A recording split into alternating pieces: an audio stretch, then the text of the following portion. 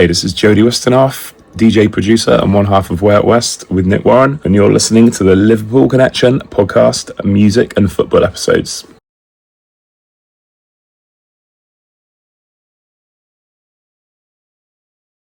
Hi everyone, welcome to the Liverpool Connection Podcast. This is my music and football episode where I usually bring on a DJ, producer, musician to talk about the two loves of life for me, which is music and football. Lately, I've been just talking absolute waffle about music, and I could not have a better guest for live in person. Well, it's live to me right now, but it'll go out in a few weeks. But live in person for the first time on the podcast, I've actually got a real life guest. It's like a therapy session. It will be. But I've got DJ producer Jody Wisternoff. I know a lot of people will know him from working partners with Nck Warren for Way Out West, but he's a whole lot more than that, and we'll get into it, mate. It really is a pleasure to have you on. I bought your records. I've actually bought your records. I haven't pirated them. I've actually bought them. Yeah, I know. These days, that's a big thing. Yeah. As you know. I've got some more I could sell you if you want. My latest album's like 150 quid on Discogs, but it's 120 to you. Oh, man. See? Always playing. Always hustling. Get homegrown discount. Yeah, exactly, mate. The UK thing. So where did all this like music stuff start for you? Because I always like to know, like, you know, what was playing in your house as a kid? Yes. And did good question. Any of your mum and dad's music like kind of influence you?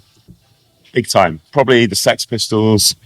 No, that was playing. I mean, I've got memories of like singing Friggin' in the Riggin'. You might have to edit that out. When I was really, really young, I was like, Mum, what does that mean? But things like Devo, you know, weird. I mean, they're really relevant now if you think about it. De-evolution is what's kind of going on. And do you know the band I mean? They're like American band. So that really that just sparked my imagination when I was a kid, because I think of all the synthesizers that they used. They were like kind of rock, but really quirky. And obviously Mark Mothersbaugh is like a big time dude and a complete synth aficionado, whatever the word is. But yeah, so that was trickling along in the background, 100%. Things like, I mean, they're big music lovers, my folks. My dad used to manage a weird rock band called Magic Muscle. Quite a cool name, huh? Yeah, it's amazing. They were like hippies, you know. I don't even want to think where that goes. Yeah. Biceps. Yeah. But yeah, so I was brought up in a creative household with like hippie parents, basically. You know, pretty liberal, pretty laid back, and they just, and I'm sure there was music playing constantly. You know, I've still got all my dad's records and stuff like that, and I go through and there's some freaky stuff, you know, like The Can, you know, Little Feat, just all sorts of stuff, a real mixture. I love that though. I mean, like, yeah, man. You know, I'm glad vinyl seems to be making a comeback, especially I think with 18 to like 25-year-olds. Yeah, our daughter asked for a record player for Christmas a few years ago. Yeah, exactly. And I was like, we've already got a couple of decks downstairs. Why do you want your own? but it's hers, you know. Yes, what I mean? completely. Yeah. Just got one record. You didn't get a technique for it, did you? It. You didn't get a technique for it, did you? No, exactly. As I said, they're in a studio. Fisher Price. Yeah, exactly. Do a bit of scratching. Yeah. No, there's a record deck over there, actually. I just spotted one in the lobby of the place we are at, which I can't disclose. The lovely, what's it called again? Hotel Van Zandt. Yeah, they've been very kind and turned down the music in the bar for us. They have. Shouts out to Hotel. Yeah. Zandt. So if you're ever in Austin, come and stay here. Endorsement. It's lovely. See, you're thinking along the right lines. I like it. They have a pool. They have just a nice dining room that I've eaten before. So that's good. But the Poppy Bar, named after my daughter, obviously. Yeah. They must have known you were coming. Yeah, they did. Yeah, they saw me coming. Why? But no, there's just nothing like my dad was a rocker. Yeah, again, he's a brummie, and you look like a rocker. Still, it's a good look. It's a strong look. It is weird.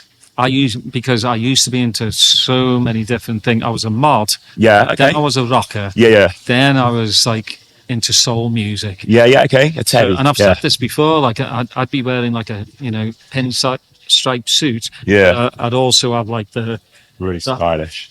The hard rock. You're mixing it all up. Yeah, man. I remember when I was at school, we were taught about mods and rockers. And I was a bit confused. Right. Yeah. But it was one of the lessons. I remember going home to my parents and like, what's the difference between a modern and a rocker? They're like, go and watch Quadrophenia. Yeah. That'll explain it all. Yeah. That's when I thought Sting was cool.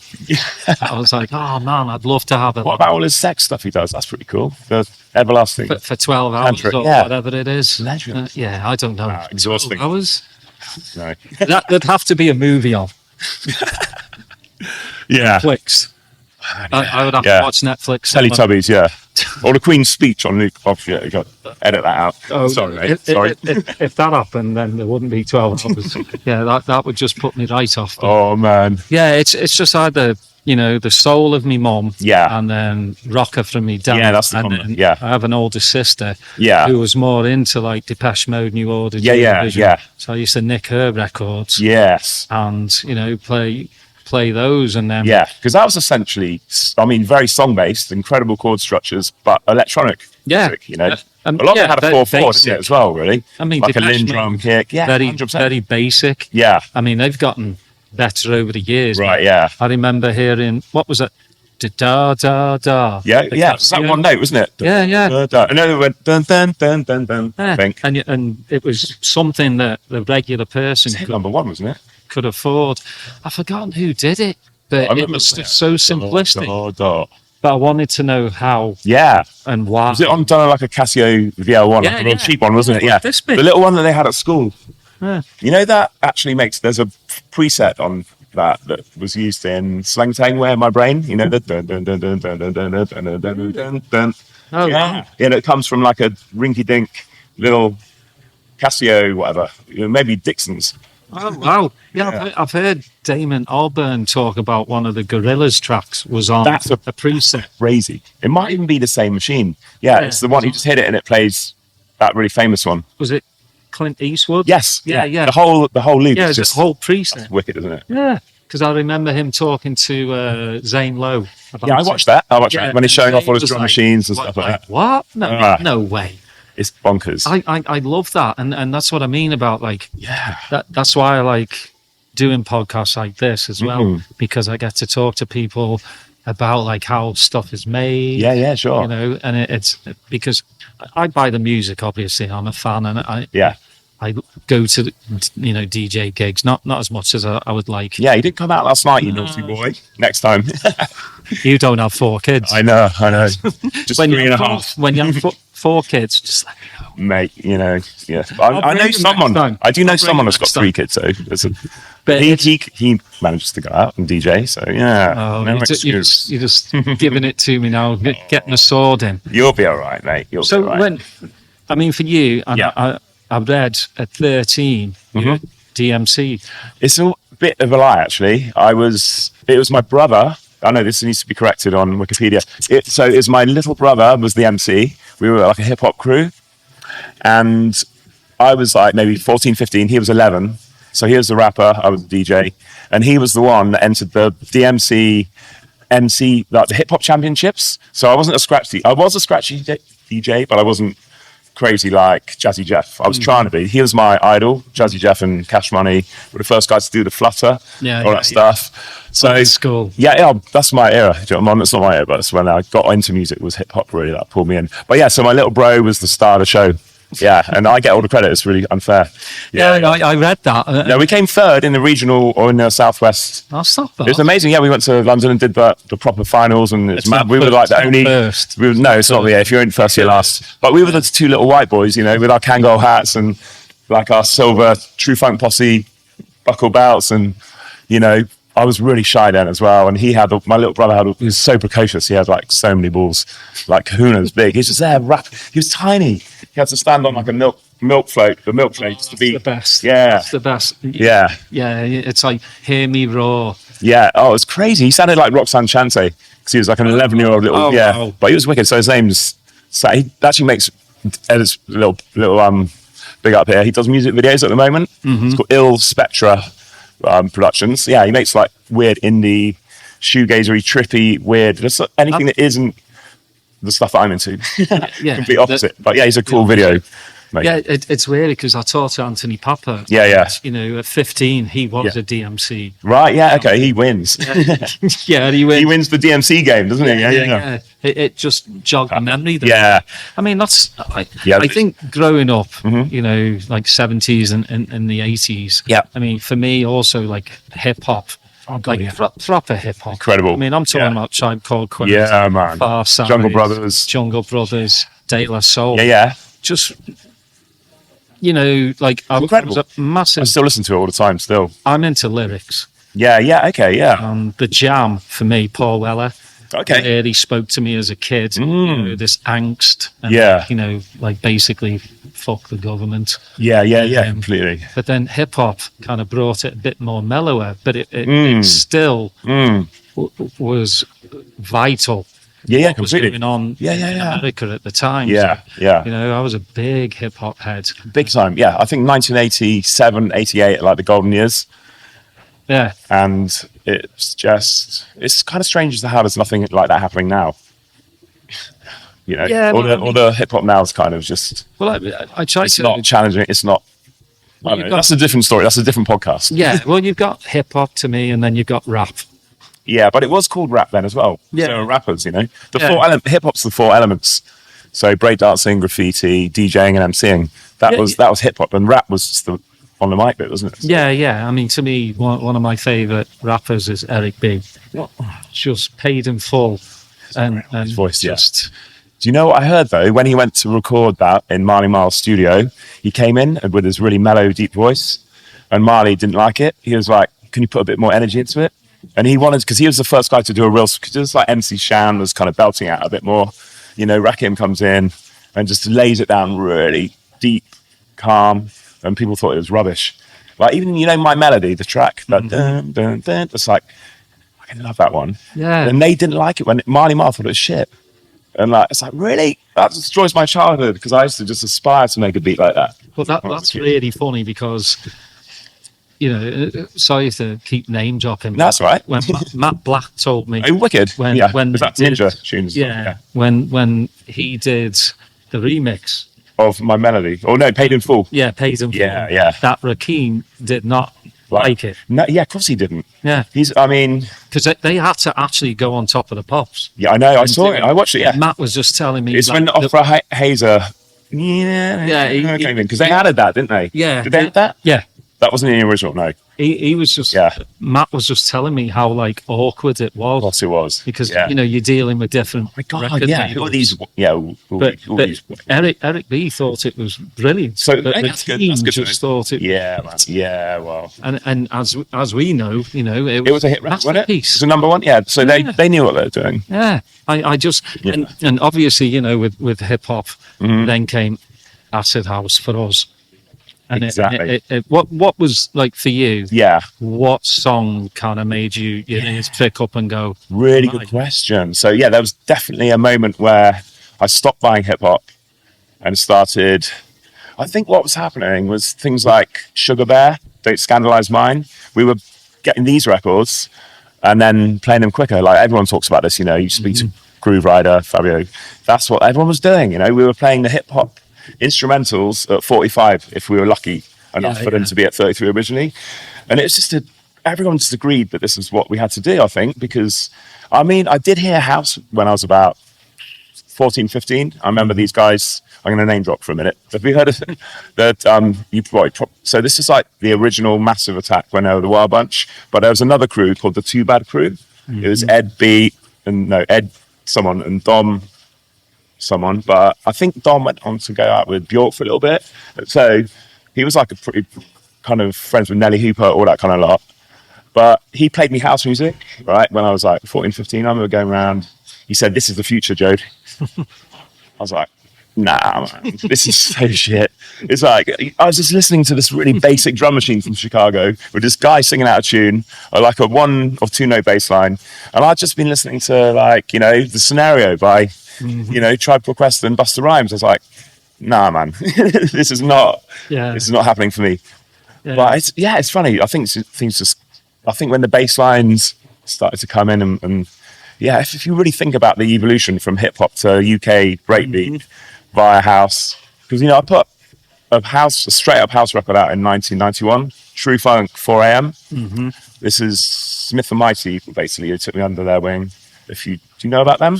Yeah, of course. Legends. That's hit me. Actually. Legends, man. Slap me. Give me a cold slap and say that. Sorry to be disrespectful there. But yeah, so yeah, we did. I think it was 1990 actually. The track was called 4 a.m.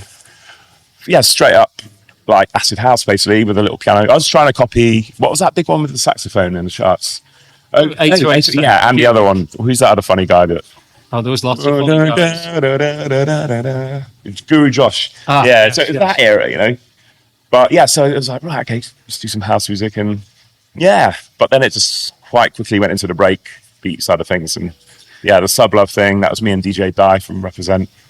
Yeah, that's nuts because, like, to me, everything that was coming out of Bristol at that time was like gold. I mean, Porter said, massive attack. Crazy. Yourselves, just Ronnie, Represent. Yeah, man. Was just everything. Ronnie's first album, and I think he's a genius, you know. It's still stands the test of time. Yeah. It's very, very, just very, like timeless for Goldie. Yeah. There's only certain albums to me in the electronic field from track 1 to track that makes 10 sense. That makes sense and tell the story. Have you ever analysed the key changes to find out what makes a successful album? The sequence of key changes.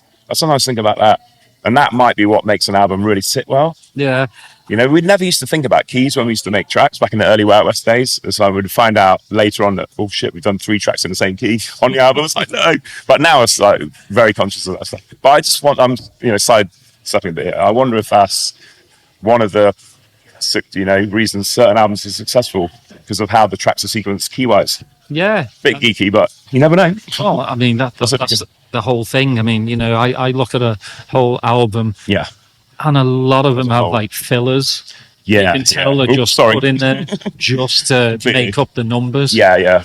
They're like, dub no bass on the Yeah. Oh my God, yeah. Just ridiculous. It's one of those. Now, for you, obviously, meeting Nck was a big pivotal point for you. Yeah. How did that come about? Did you all know mates of mates? No, he's a little bit older than me. So he used to work in a record shop called Tony's that I used to buy my hip hop from. And so, I kind of recognize him from there. And I think he thought I was just this little dodgy hip hop kiddie who was, I think he was watching me to make sure I wasn't stealing the Ultimate Breaks and Beats albums because he needed 2 of them and they were like tenner. Do you know what I mean? So I wasn't going to ever do that. But so I knew him from the record shop initially, and it was my dad who suggested that we work together because Nck apparently was looking for an engineer and someone with another sampler. He had one Akai S1000. I had some kit by that point, which was awesome. And so he was looking for someone to do some mix downs with. My dad was kind of in the know. He was like a real player, a real music head. Do you know what I mean? So he suggested we work together. And I remember the first session we had, we clicked. It was like, whoa. It was really cool, man. Yeah, I mean, that's got to be like, when it clicks, it clicks. Yeah. You know what I mean? Like, and so I'd worked with quite a few different people up until that point, all mainly like kind of, rave stuff and breakbeat and stuff like that. And I really fancied just a change of lane and a change of pace. The rave scene was getting dark. It was all a bit gnarly at that point. And it was like, I really fancied just shifting gear a little bit. And, Nck just manifested.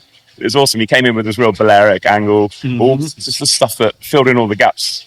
And then I filled in the gaps for him because I came from the rave angle, which he was. And being younger as well. Yeah. Because that's the thing. I think when you're an older person, and the rave scene, like if you're an older person, you go to a club with just youngsters, they all start looking at you like, "Ooh, fucking pedo, weirdo."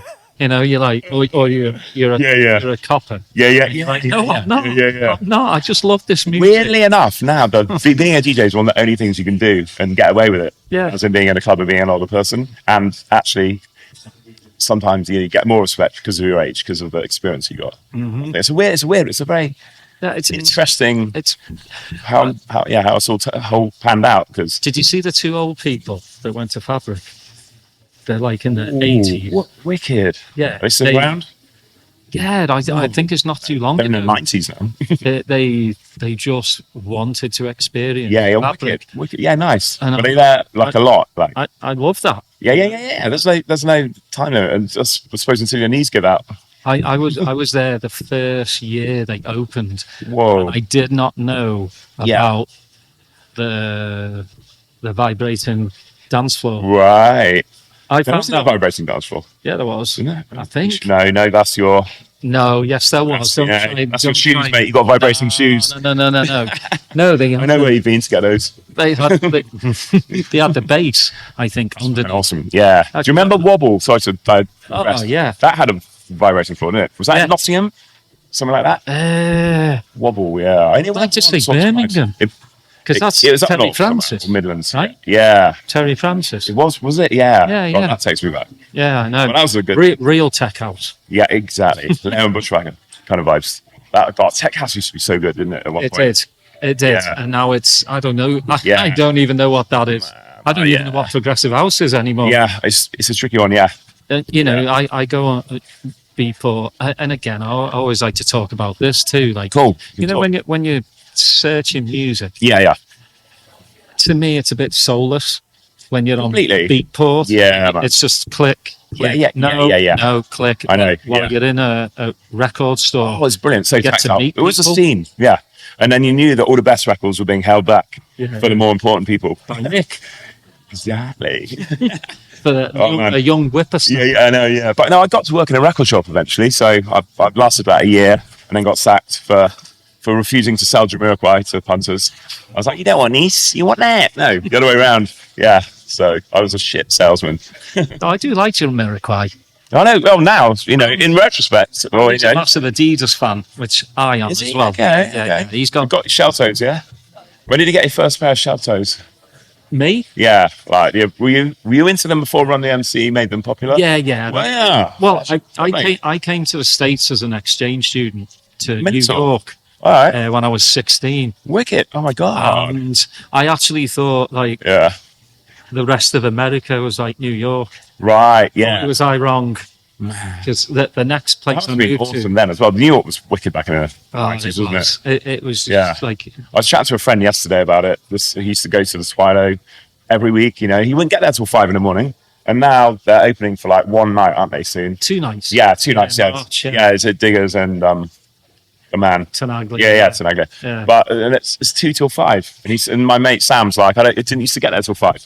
Yeah. It used to be so raw. Yeah, I Yeah, know. it's wicked, man. Used to love. Things are still great. Don't get me wrong. I'm not one of those guys that Nah, talks about the past. Well, I mean, last night at The Kingdom pa- was awesome. Thanks, guys. The past and Denver last weekend was is- wicked too. yeah, he's been Kaz. on Shout a out to little Kaz. Mini tour, yeah. mini tour with Yeah. Tempe, right, Arizona. Tempe on Friday, last night Paso. Kingdom so last night was Kingdom here in Austin. El Paso was And then- cute, yeah, and then Denver last weekend for Whirling Dervish. First time I played for Kaz, who's like an old friend. He's one of the first guys to ever book me in the States, so it was like a nice full circle thing. He's one of the main guys that sort of bring out Nick and Digweed and Sasha. You know, I know a lot of other people as well, but Well, he's got it going Yeah, on. I yeah. mean, I know, I yeah, it's like great to see. that Real Works, you know. yeah, it's wicked. And same with Dallas with It'll Do. So good. Shouts to Red Eye. Yeah, and it just feels like a proper club. Yeah, mate. You know, like warehouse vibes. I love that. I miss that.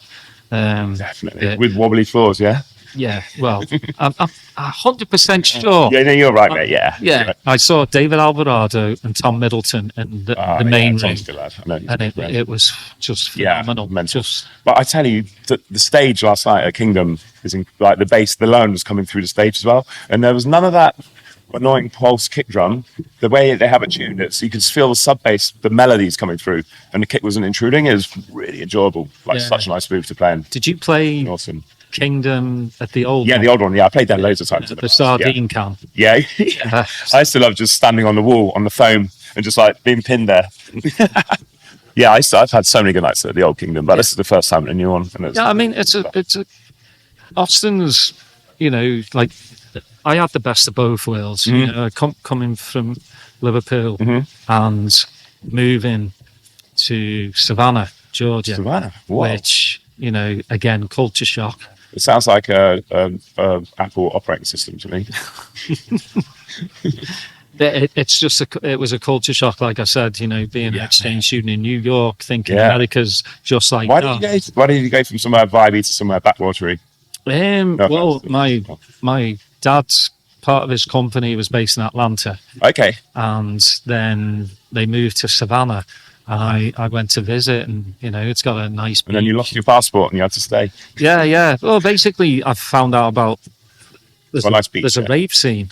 Right. Okay. And Orlando is 3 hours away. Got it. Jacksonville. Is it Florida? Is it?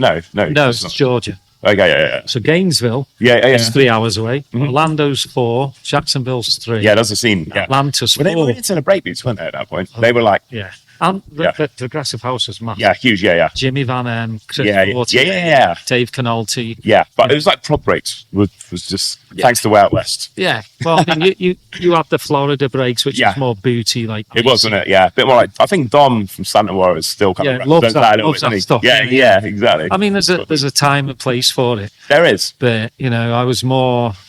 Yeah, I like DJs that take longer mixing.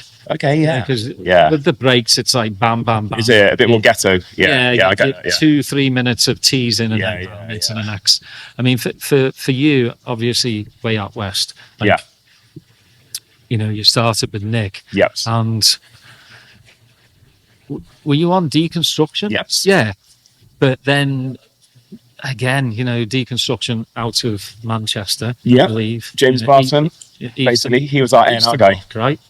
Yes, it was originally. I think it was originally Eastern Bloc. Yeah. Well, when what happens though? Like the gift comes out, and you start to get semi-noticed. Yeah. Then obviously the PR people start coming in. Majors. Yeah. Does that ruin it for you? Well, so what actually happened? No, it was incredibly exciting. It blew my mind. I was just like on an absolute buzz. I couldn't believe it. It was like every week things were getting bigger. Mm-hmm. It's quite rapid. So the first record we did together was on an independent label. It was actually the record shop that I used to work in Bristol. So, what's it called? Earth Recordings. So Shoot, which is the first Way Out West track ever. Mm-hmm. We called it the unofficial World Cup anthem of 1990. That was what's on the label. It's quite funny. Wow. Yeah, my mum designed the logo. Yeah. So Shoot was the first one. Then it was Montana, which started to pick up a bit more. And then that's when there started to be some interest. And so we hadn't even done a genre yet. We were just Montana was happening. And so it's starting to get a bit of a buzz around the Way Out West name. And a lot of it's to do with Nck and his profile because he was like the president of Cream. Mm-hmm.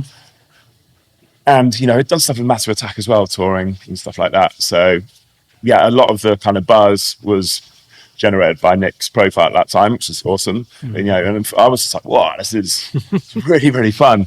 Yeah, and plus I was still recovering from the darkness of the breakbeats, and I was just like, it's a nicer crowd in clubs, so I was just vibing on it. But and then James Barton was our A&R guy at Deconstruction, and he was brutal. He was proper A&R. Mm-hmm. Like we played so many tracks to him, and like he turned down almost everything. And the ones that got through the net were Bajare, The Gift, and Domination. So, and like we played so much, and we were like, what? What's this guy on? This is really good music. And he's like, nah, next. So we're like, what? But that's proper A&Ring, because these days, no one's that strict and thorough, apart from the guys at Angina Deep, obviously. But you know what I mean? It's like he was doing a really good job, and in retrospect, at the time I hated him for it, but he was very, discerning. Well, I mean, I can't imagine, you're in the studio, and I'm sure, you're looking across from Nck on the soundboard going, this is good. When you make something, you think it's the best thing ever. Otherwise, you don't bother finishing it. And if anyone criticizes you, you just want to stab them. Yeah. It's like, but you just you get a much more thick skin as you go on. So, but on the flip as well, sometimes if it's not happening, you think everything you do is not good. And if someone likes it, you're all right. Yeah. But you know what I mean? So, I think it's always, there's that. Mm-hmm.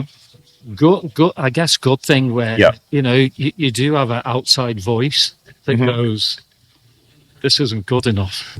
When you're just tuned into your own sound, yes, but you get somebody who not just like goes, this is shit, Yeah. You get somebody who's very constructive and just Yeah. It's that's just not happening. It just doesn't sound. I mean, the one thing, it's all down to taste. Everyone's got their separate preferences, but I think you have to listen to some people's opinions if you trust them, and I mean, it's subjective, you know.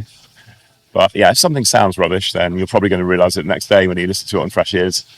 Yeah, well, I think for the young producers out there too, you've got to have thick skin. Very, because big time. You're going to get loads of rejections, and unless you're a certain, like you've heard of Lloyd, is it?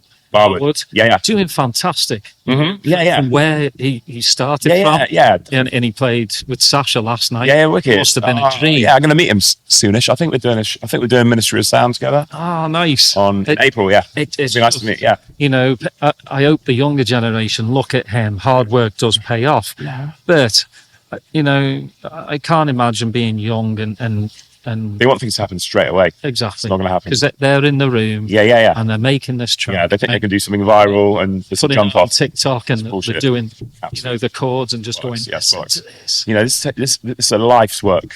Yeah. So you got to be in it for the passion. And you're not actually, it's not even work. It's not even work. Not for the money. We're playing music. We're playing a game. The whole thing, it's like a game you'll never complete. Yeah. That's making music. You're building. It's like an audio version of Minecraft, you know. It's just I like that. I love it. It's so addictive. It's like, it drives me insane how I just wake up in the morning and I just want to kiss my wife, obviously, and say hi to the kids. But you know, the urge to make music is vicious. It really pulls you in. I think if that's not how you feel, then you're maybe not dedicated enough. Well, that's like anything in life, isn't it? Yeah. Like if you're not dedicated, like, I mean, you see kids going to college now to be doctors, to be lawyers. If you really ask them, do you love doing what you do? They'll probably honestly answer, no, but I make a lot of money. Okay. Yeah. But I think yourself, you know, people like that. Yeah. You're not earning millions of dollars. No, yeah, exactly. Pounds, yeah. But you're doing it because you love it. And I mean, I really appreciate that. Yeah. And I know, you know, you've got the Sasha Digweeds of this world, you know, they get all the plaudits. And you've got, you know, tier 1. Yeah, exactly. DJ producer, tier 2, tier 3, and you've got tier 4. We've never heard of tier you. 6. But you know, what's your advice for like young producers to be tier 1? Yeah. I'm joking. Caveat. But I do think some advice to people that are maybe in my position is try to go up a tier, but in a clever kind of way, because you know, you can cruise along, and I have been doing so for years, and I'm actually in a mood to step it up. So, you know, I think ambitions are something you can kind of forget about a little bit. If you become too comfortable, you can just cruise in your lane. Yeah. And I don't think that's necessarily the way forward. Yeah. I think you need to challenge yourself and try to figure out a new sound occasionally, evolve, you know, and just make things, just keep yourself excited. And the fans, otherwise you'll lose them, basically. Yeah, you can't follow something. You've got to create something. Yeah, you need to innovate. Well, I mean, obviously, you know, today society is social media. You know, I asked you a bit before. Yeah, you know, some of the old DJs were the grumpy and exactly. I don't want to do this crap. Yeah, well, come on, it's actually quite enjoyable. It's very similar to making music, just a lot easier. Yeah, oh my God, it's so editing videos is just like child's play compared to using a DAW. I mean, come on. Well, I mean, because you know, obviously a lot of tracks aren't played on radios. Yeah. The only way that they're going to hear you is through social media. It's incredible. We never had the chance to do this. Yeah. You know, the whole thing used to be faceless dance music. Now we're given a platform to express yourself. Well, some faces we don't want to see. Exactly. Yeah, exactly. No wonder I DJ Levi. He's got a nice body though. I saw a guy in a coffee shop in Austin on Wednesday. No, sorry, in Phoenix on Wednesday, and I was with Ilan Bluestone chilling with him, and he looked just like Levi. And I was going to go and ask him if he knew about him, but I thought, I don't want to confuse him. Is that the lad that like Ilan Bluestone? Yeah, we've made a few tracks together. Yeah, amazing. Yeah. We're meeting somewhere in the middle of our worlds. He's trance, I'm whatever I am, and we meet in this really interesting place, which is awesome. Anyway, what were we talking about? Social media. Yeah, brilliant. Yeah. Yeah. I mean, a lot of people can't get their heads around it, of the older generation.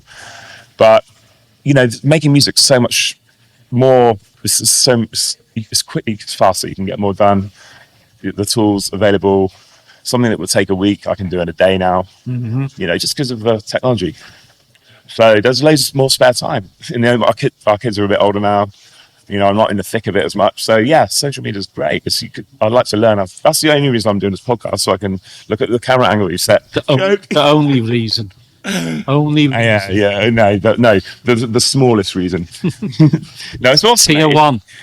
Yeah, exactly, mate. Oh, but yeah, it's interesting stuff, man. It is. I mean, it can get confusing at times. Yeah, because I'm just, I'm still learning. Yeah. on Insta. Yeah. And then they suddenly change it and put things in different places. Yeah, you're just like, wait, what? Facebook's the confusion. I'm off Twitter. Yeah, dude. When did you leave that?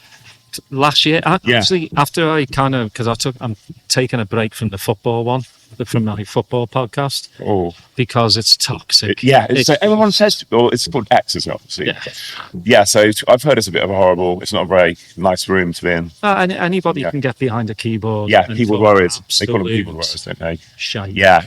And call your trolls. Trolls. Yeah, trolls basically, because they want to fight. They want to fight online. Yeah. And clickbaity, for posts, but.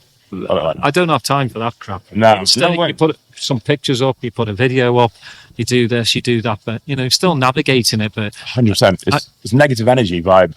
I love that you want to do more Instagram stuff because it's fun. I love my Dave Clarks, I love my Laurent Garniers, and Dave, he's straight to the point. Yeah. He's this TikTok bullshit has got to stop. Yeah, I love Red 2 though.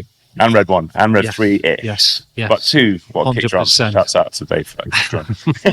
But he's old school, and I get it. Yeah. But if you still want to be relevant, and still get gigs, you've got to have media. Well, it's there. It's given. But some people say, you're giving everything away, but it's a platform. It's like YouTube. It's an amazing thing. You're not paying for it to put yourself out there. It's awesome. If you can get your fan base together, you can stay in touch with people every day. Well, COVID. Yeah. COVID, I kind of wish I jumped on it then. You didn't do the streams? I got depression. Bad. Yeah, that's a different podcast. My ears were bleeding because of my 4 kids and the wife having a go at me every day because we're in the same house. So it was one of those like, oh my God, when does this crap end? Wow. But man, I think the good part, and there is a little good part of COVID. Yes, it's horrible that so many people died. That is horrible. Yeah. But then on the other part, people got more creative. Some people really jumped on the streaming thing. Yeah. And started, doing more DJing, or they're able to focus more on making music. Yeah. Was that? It was harsh for me because my album had just been released on the day of lockdown. So I was instantly my entire. I'm not moaning, but it was just not great timing. In some ways it was, because it meant I had a lot of new listeners at home. So I think for the label, it was really, really good. Yeah. Because people were stuck at home listening to music. But the touring going out the window was just a bit of a shocker. But yeah, I mean, that's got to be tough as a, touring DJ and musician, not being able to play any gigs. Yeah, it was a bit of an odd one. I think a lot of us just had a certain level of dopamine we were used to being generated on a weekly cycle. Poor little DJs, but you know what I'm talking about. It's just, it is. Need your ego stroked at least. Like, I know we're very simple creatures, aren't we, man? It's funny. I was chatting to the guy at the club last night, the resident, and we were talking about a very similar thing. It's like, it's not hard to keep us creative people happy. Just a little bit of a ego stroke, and then we'll just happily go around our day. That's all we need. We're very, very. Can I take a selfie with you? Oh, yes. Hey, Mum, I'm famous. Yeah. And then, do you want to take a selfie? No. Even someone asked me to take a selfie from yesterday. I loved it. Yeah. But a bunch of like frat boy kind of. I don't know. They're not frat boys here. Lovely Texan lads. Oh, they're not frat boys. Yeah. But I was like, can you take? They like the music too. Like, yeah. No, it's like they're sweet, but I made sure I got them to work the camera. They're not going to get a picture from me for free. They're going to have to. There you go. Yeah, that's cool. Yeah, I put them on the spot a bit. So for with Nck, Yes. Way Out West. Mm-hmm. You know, when was there just like, was it platonic where you just went, let's try something different, like on your own? I think I mean, when we you started were doing, 2005 basically is when I put out Cold Drink Hot Girl. Mm-hmm. So, yeah, and we'd just finished a couple of tours, I think. We did Faithless. We did a bus tour, across America for a month, which was really good fun. Awesome. Brutal. Really expensive. Yeah, cost, everyone made money apart from me and Nick. You know, because we paid all the, musicians and stuff. Obviously, they did great jobs. Shouts. But, it was... So I think we kind of got to a certain... No, we're still doing loads of stuff after that. I lied. We did should we say maybe came out in 2018. 2018. Yeah. We'll come back to Yeah. But I think around that time we both put a few solo tracks out. Like Nick had Buenos Aires, I think, around... I'm not sure what time that was. I can't remember. All I know is 2005 is when Cold Drink Hot Girl came out, I think. But yeah, so, we're both creative people who... We've got a lot to give, and it's hard just to stay in one place. Is there going to be a reunion? We've got loads of tracks on the go. Yeah, tons. Yeah, in my laptop over there. I love that. There's a lot of shit. We're still an entity, but we're both focusing on our own careers as well. Yeah, obviously. Well, he's got a Soundgarden thing. I've got my thing, and we're both very busy people. So it just seems like... I don't want to sound like I'm not showing off about how busy I am, but there's only so many hours in a day. Yeah, it's good to be good busy. fun, man. Well, it's nice to see, I respect you and Nick a lot. Oh, thank you, Daz. I respect you a lot for... It's just because it's on camera. Yeah, I don't want to get pelted. Yeah, afterwards. yeah. Scouse. I know. Yeah, the Bristolian chin. But it's great to see you both. Yeah, man. Being successful. It's fun. In Yeah, what you do. Not easy. I mean, there's a lot of people have we've ridden so many waves of the scene dying and then being reborn again. And at the moment, we're going through a tricky time. I'm not going to lie. I mean, it's hard to sell tickets. If you're not the hype, if you're not playing hard techno, it's a hard sell in a lot of territories. Is it hard to? Yeah, it's a hard sell sometimes. Some places are an easy sell, but, the Anjuna Deep brand is huge, and, you can always guarantee incredibly big shows like that. But for individuals, it's not as easy as it was 3 or 4 years ago. Well, that was lockdown, but it seems like a really good family. It's incredible. Yeah. I mean, you've got Above and Beyond. Chance. Superpower. Yeah. You've got James. Manages them. Manages the label. Yeah. Right? Yeah. I know. It's just. It just seems like a really